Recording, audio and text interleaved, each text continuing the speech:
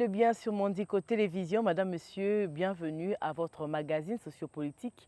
Et pour ces nouveaux numéros, nous avons le réel plaisir de recevoir ici, sur ces plateaux, le professeur Mathieu Kalele. C'est avec lui que nous allons devoir décrypter l'actualité. Bienvenue, professeur Mathieu Kalele. Merci, madame.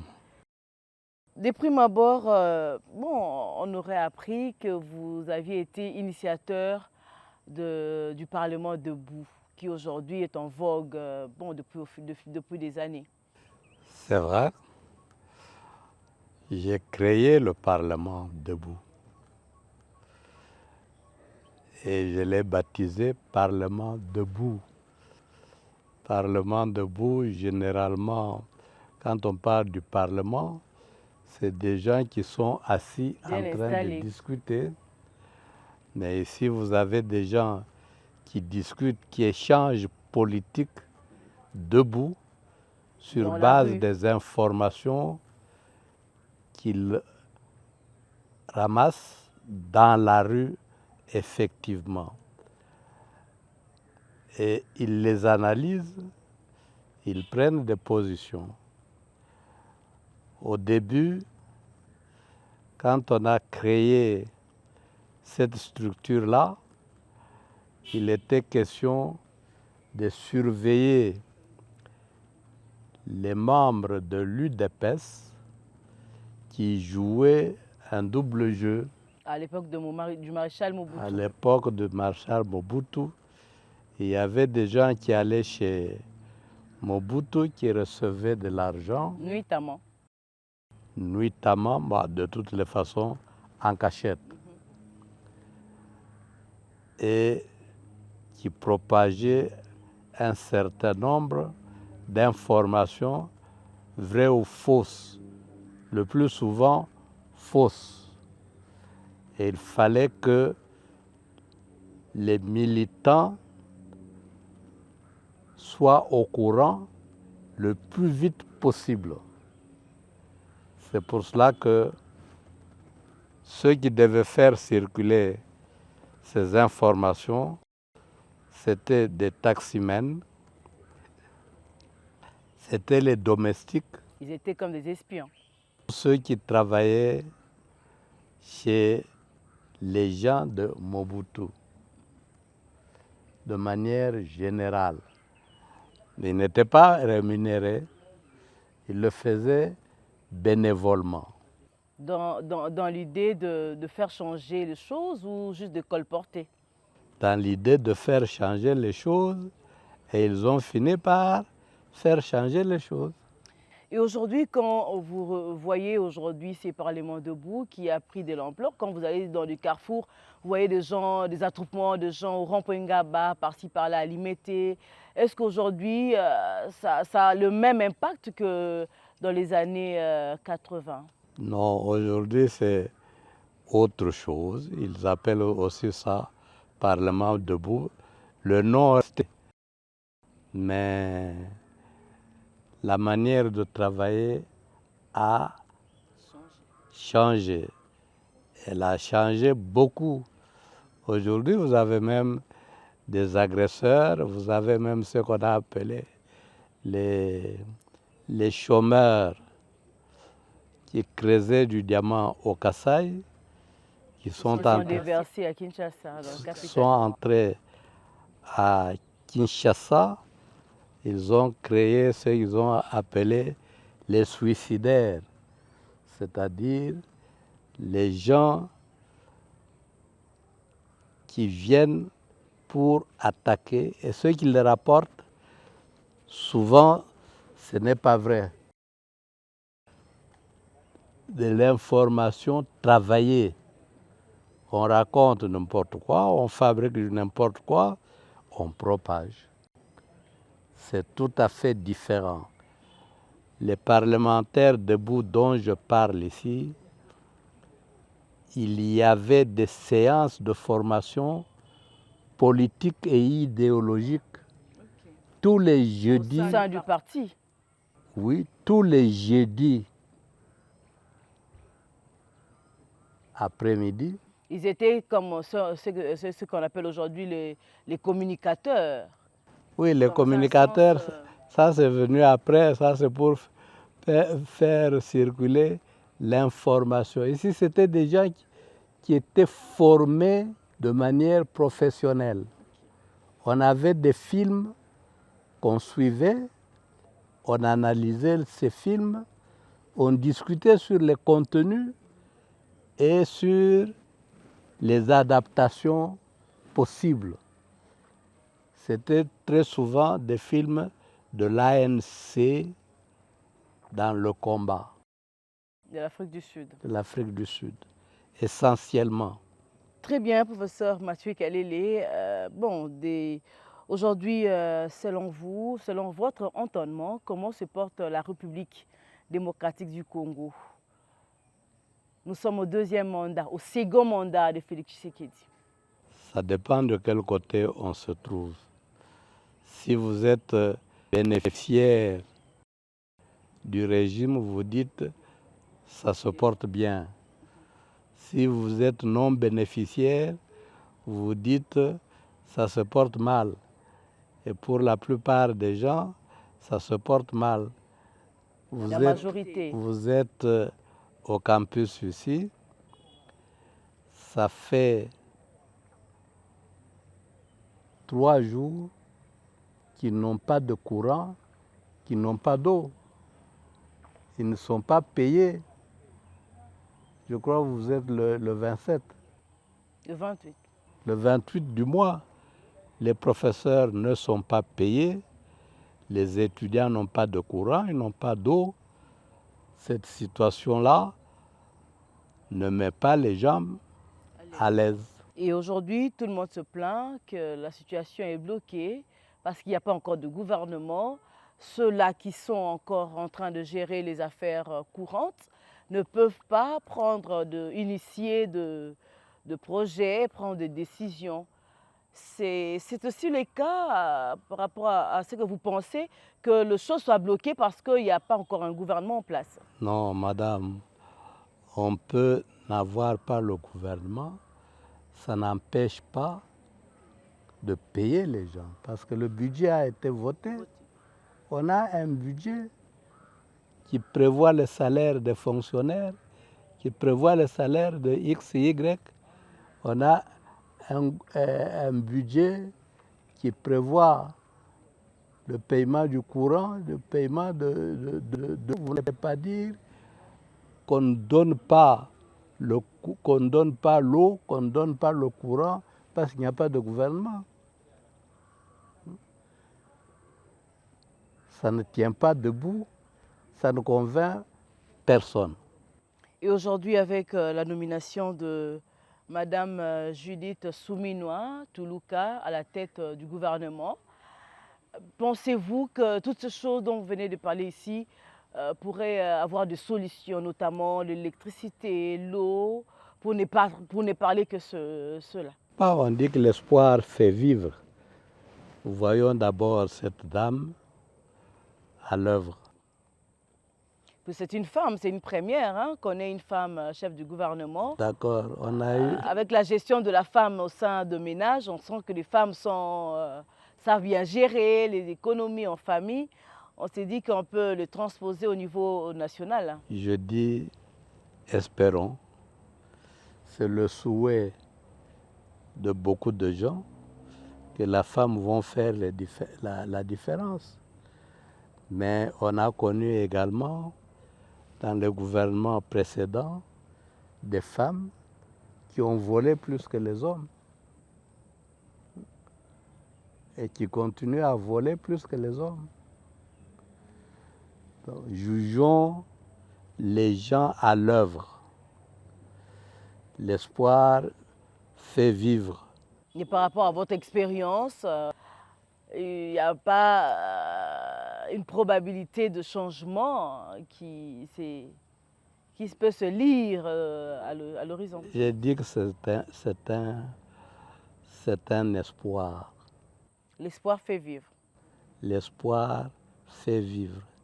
Quelle sera la marge de manœuvre de cette femme première ministre dans le gouvernement? est-ce que d'abord ceux qui l'ont mis là-bas vont lui laisser les mains libres pour se mouvoir? Est-ce qu'elle aura les moyens? Est-ce que les décisions qu'elle va prendre vont être appliquées? Toutes ces questions-là ne trouveront leur réponse que dans les faits, pas dans les souhaits. Et aujourd'hui, avec l'Assemblée nationale, le bureau de l'Assemblée nationale, le bureau définitif de l'Assemblée nationale qui a été installé il n'y a pas très longtemps, Vital Kamerhe promet de contrôle parlementaire rigoureux et de travailler travailler pour le compte de la population. Il s'agit de quelle population déjà? Oui, mais madame, Vital Kamerhe ne pouvait pas dire autre chose. Elle ne pouvait pas dire je prends ces fonctions, je vais travailler mal. Je vais travailler pour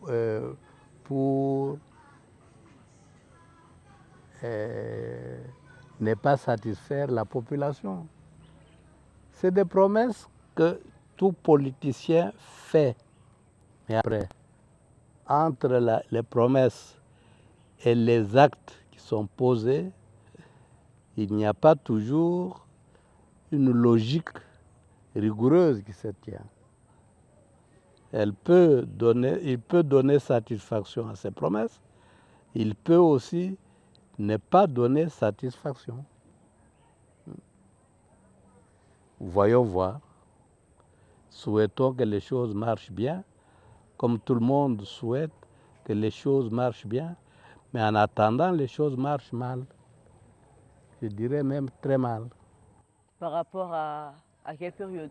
Vous comparez à la période de Joseph Kabila ou toujours au premier mandat de Félix Tshisekedi? Non, il y a eu la période de Mobutu, madame, pour ne pas aller plus loin. Il y a eu Mobutu. Quand Mobutu prend le pouvoir, qu'est-ce qu'il n'a pas promis? Et après, au moment où il est au pouvoir, avec des collaborateurs dits très fidèles, il y a eu la lettre de 52 pages. C'était des parlementaires qui avaient écrit cette lettre pour lui démontrer, chef, entre ce que vous avez promis, ce que vous vous êtes engagé de réaliser et ce que vous faites, il n'y a pas de commune mesure. Et la lettre de 32 pages a déclenché le mouvement de protestation contre Mobutu et a fini par faire tomber Mobutu. Ça, c'est l'histoire. Elle est récente. Nous ne pouvons pas ne pas l'oublier. Je dis, jugeons les gens par les actes qu'ils posent, pas par les promesses qu'ils font à la population, qui très souvent, malheureusement, dans les faits, sont démagogiques. Et puis, nous ne gérons pas ce pays seul. Il y a les Congolais qui veulent que les choses marchent bien. Il y a des non-Congolais qui tirent profit de ce pays et qui ont intérêt à ce que les choses ne marchent pas bien pour qu'ils volent le plus possible. Vous faites allusion à Paul Kagame qui pine aux minerais à l'est de la RDC? Paul Kagame, c'est un agent. Mais Paul Kagame a des patrons, ce que vous appelez les multinationales. Qui ont même signé un accord avec l'Union européenne pour acheter nos minerais au Rwanda. Madame, en matière d'accord, je ne crois pas pouvoir me tromper en disant que je suis l'un des rares Congolais qui a publié tous les accords officiels et officieux signés par le gouvernement congolais avec les multinationales et avec Paul Kagame, avec Museveni. Je connais ces accords et beaucoup de détails de ces accords. J'en connais les clauses. Et quand je les revisite aujourd'hui, je trouve que il n'y a pas eu d'effort pour changer la situation. Les Congolais ont été dupés. Oui, ils se sont laissés duper peut-être, mais ils auraient dû se corriger, ce qu'ils n'ont pas fait. Et pour avoir vécu ces bons moments ici en République démocratique du Congo, vous pensez qu'un jour, les générations futures pourront trouver un pays où il fait beau vivre, où on n'aura plus le problème d'électricité, les problèmes d'eau, les problèmes de transport, parce que ça devient vraiment récurrent ici dans la ville capitale de la République démocratique du Congo, siège des institutions. Et s'il faudra aller à l'intérieur du pays, c'est encore catastrophique. Tout dépendra de la détermination des Congolais, c'est-à-dire les Congolais dans l'ensemble et les Congolais qui les dirigent. Tout dépendra de d'eux, pas de leurs rêves, mais de leur détermination. Ce pays a été un paradis terrestre du temps des Belges. On n'avait pas encore découvert les différents minéraux ici. On a commencé par le caoutchouc à l'Équateur. Où nos aïeux ont été coupés même. Ils ont perdu le caoutchouc rouge. On en est arrivé au diamant, on en est arrivé aux minéraux, le cuivre, le cobalt, etc. Mais on avait un budget très consistant. Vous n'avez pas connu à l'Union minière un seul mois où on disait on ne vous paye pas parce qu'il n'y a pas d'argent. Tout le monde, le 15, était payé. Et à travers le pays, tout le monde était payé le 30. Avec le peu que l'on gagnait à l'époque, tout le monde était payé. Aujourd'hui, vous comptez les retards. C'est les retards de combien de temps? Et les détournements des sommes qui font froid au dos. Ah, vous-même, vous êtes témoin de toutes ces tristes réalités-là. Le fonctionnaire, d'abord, il est mal payé et il est payé avec beaucoup de retard. Avant qu'il ne paye, il a déjà contracté trop de dettes. Ce que vous lui donnez doit d'abord commencer à rembourser ses dettes. Et chaque mois, c'est comme ça. La situation ne fait que s'empirer. Et pourtant, on nous dit, tel a volé autant, tel a volé autant, etc., etc. Mais ceux qui le volent là, qui le punit? Et pourquoi on ne le punit pas? C'est toutes ces questions-là qu'il faut se poser froidement. Pas sentimentalement, froidement. Pourquoi à l'Union minière du Haut-Katanga, on était parvenu à payer le 15 du mois tout le monde chaque mois? Et pourquoi on était parvenu à l'époque coloniale à payer le 30, même le cantonnier qui vivait en brousse. Et pourquoi on n'y parvient plus aujourd'hui? Alors qu'on n'a plus, d'argent et on continue à découvrir beaucoup de sources de recettes. Vous expliquez ça comment? Et que faudra-t-il faire? Parce qu'aujourd'hui, quand on parle du renouvellement de la classe politique, malheureusement, même pour les élections sénatoriales, les élections, on voit de la tricherie, on voit toujours la corruption partout. C'est un vice qu'il faudra éradiquer au sein de la population pour arriver à une gestion orthodoxe. Malheureusement, il n'en est pas le cas. Il faut que quelqu'un commence quelque part. Le niveau de responsabilité n'est pas le même. Il y en a qui sont plus responsables que les autres. Il y en a également qui volent plus que les autres.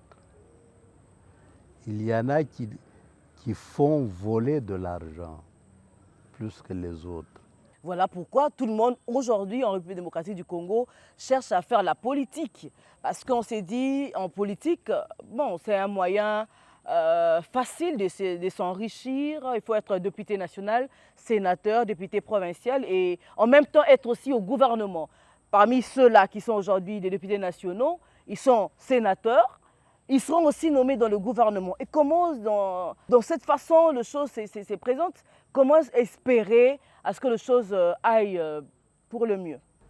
Madame, le principe, c'est que tout Congolais a droit à la vie.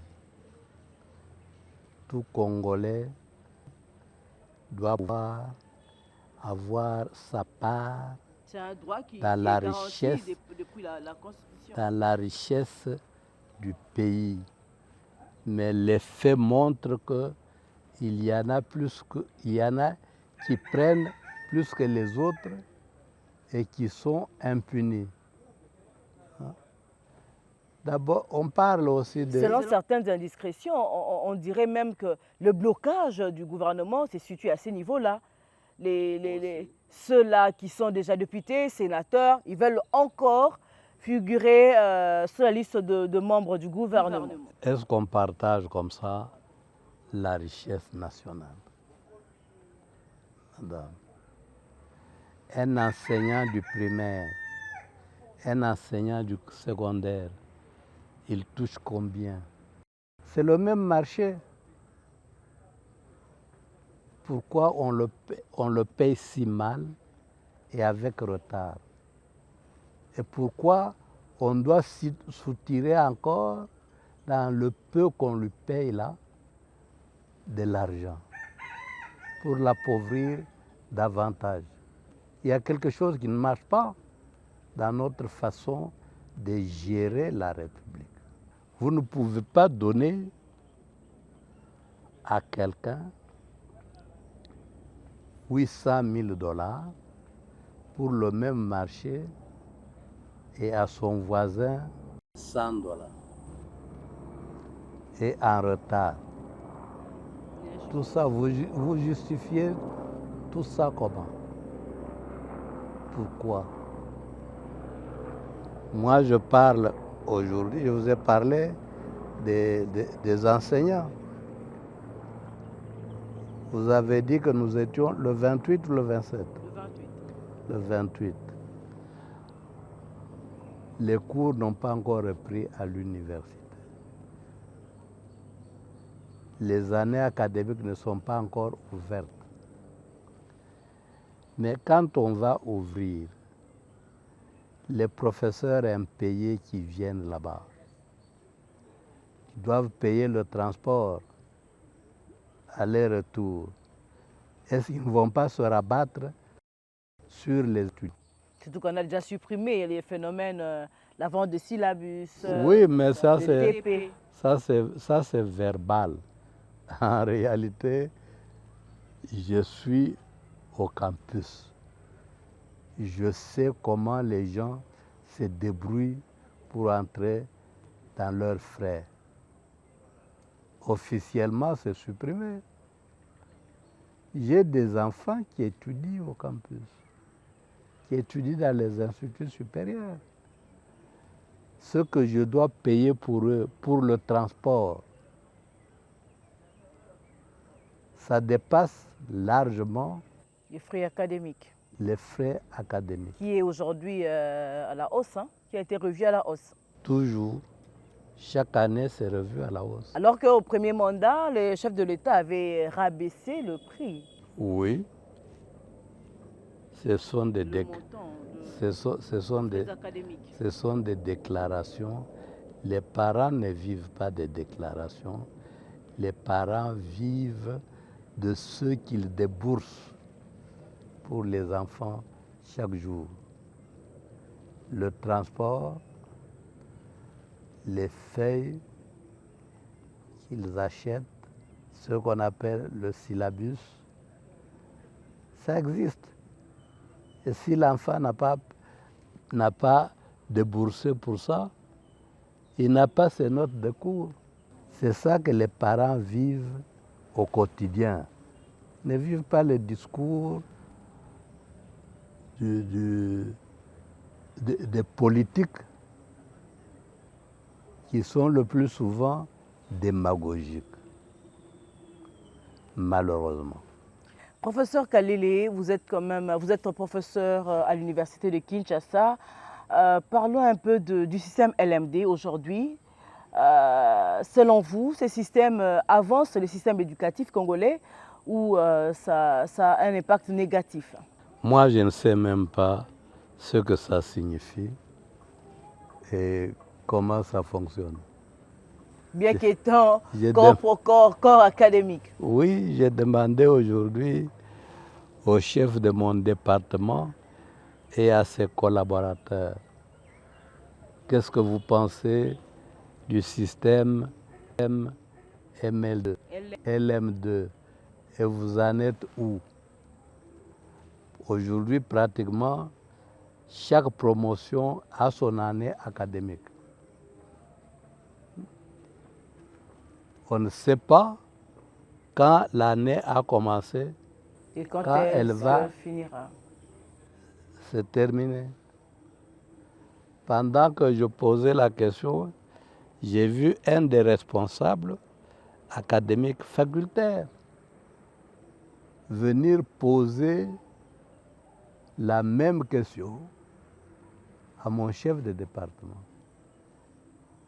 C'est un système, on a peut-être cru qu'on améliorait, mais ça a créé du désordre.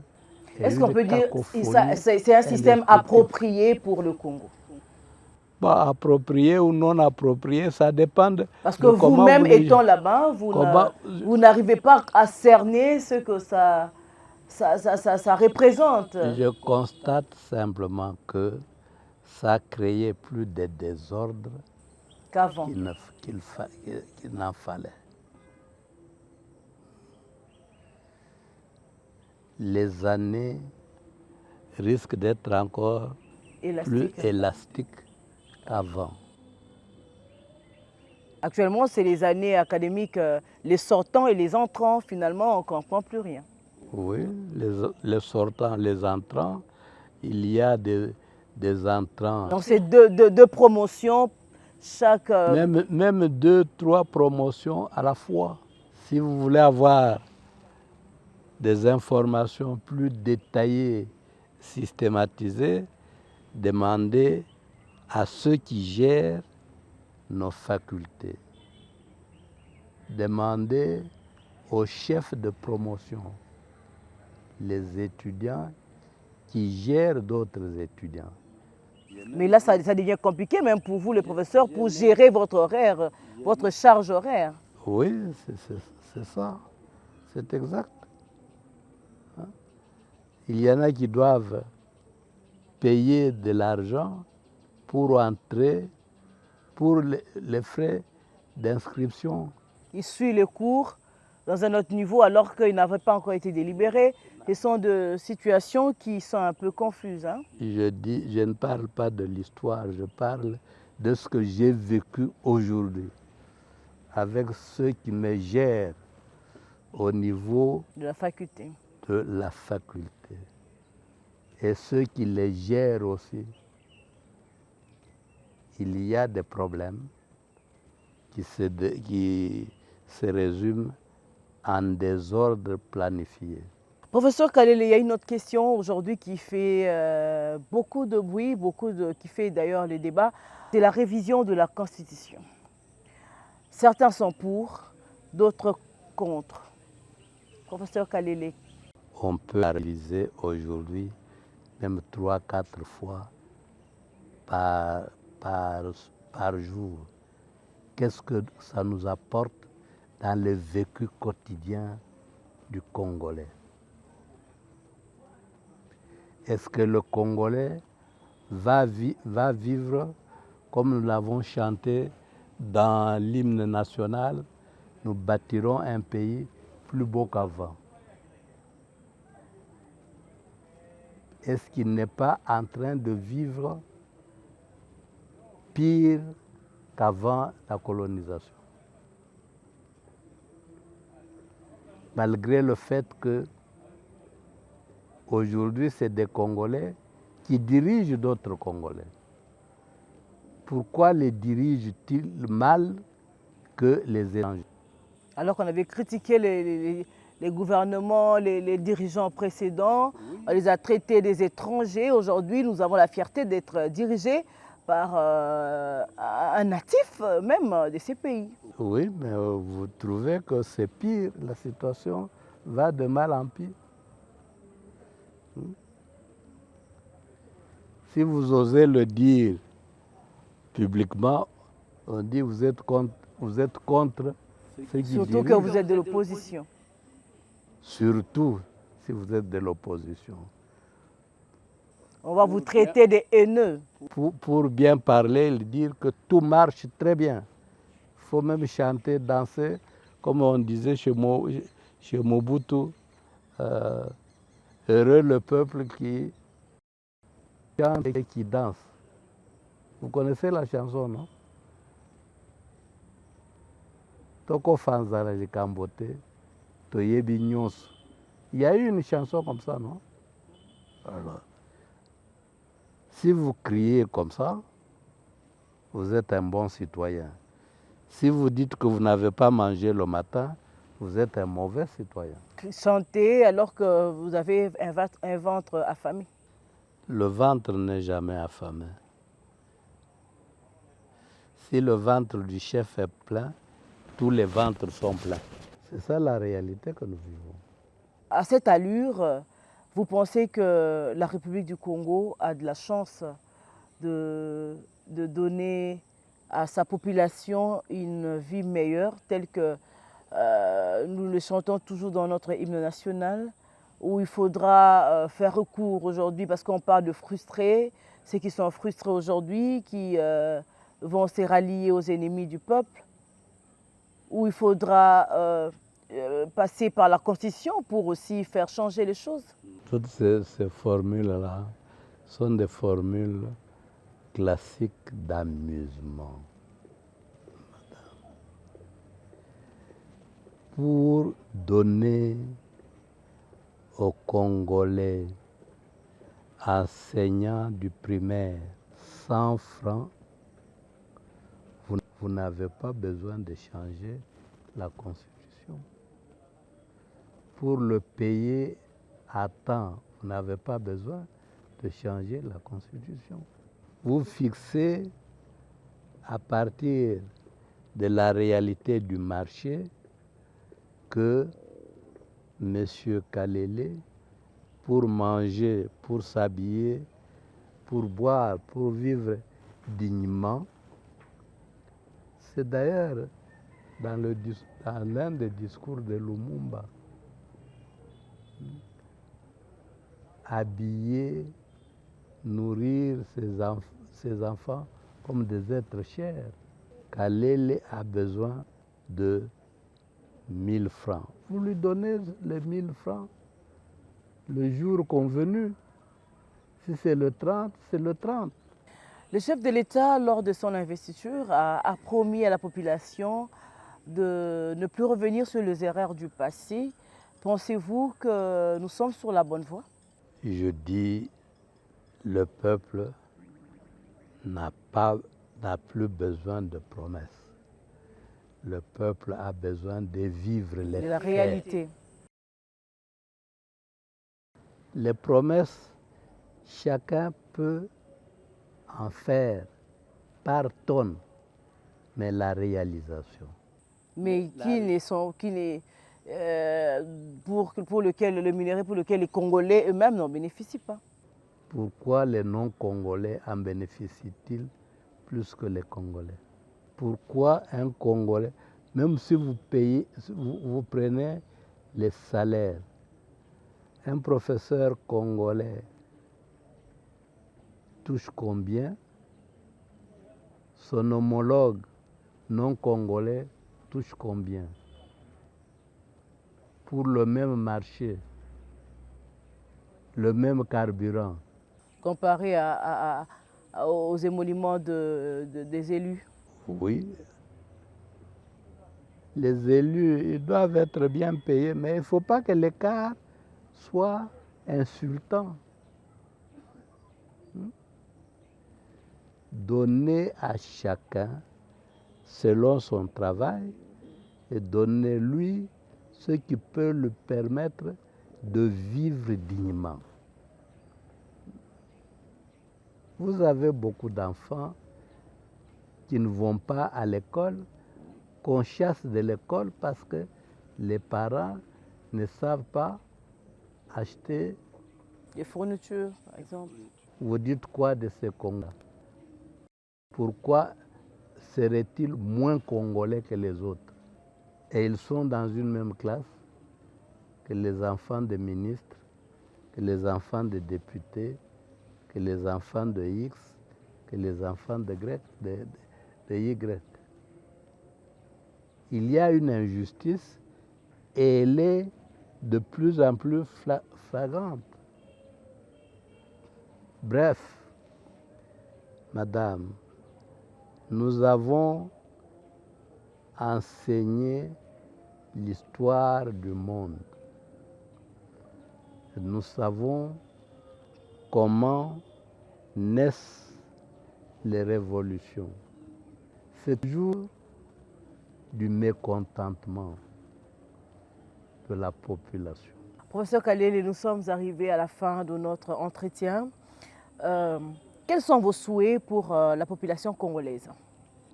Pour la population congolaise et pour moi-même, il faudrait que les choses marchent bien dans tous les domaines.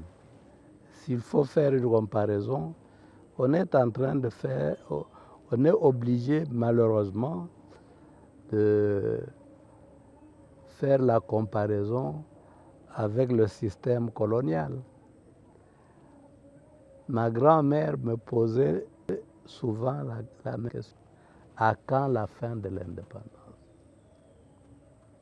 À quand la fin de l'indépendance?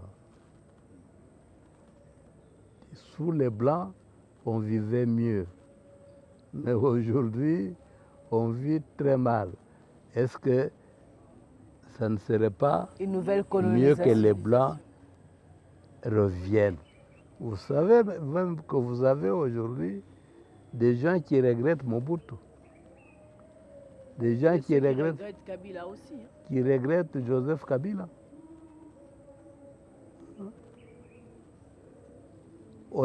Cela n'arriverait pas si les gens vivaient mieux, s'ils regrettent ceux qui sont partis et qui ont critiqué, c'est-à-dire que ceux qui les ont remplacés dirigent mal, ne donnent pas satisfaction. Merci beaucoup, professeur Kalele. Merci de nous accorder ces moments pour ces magazines. C'est déjà la fin de votre magazine Tribune sur Mondico Télévision. On se retrouve très prochainement avec un autre invité. Merci.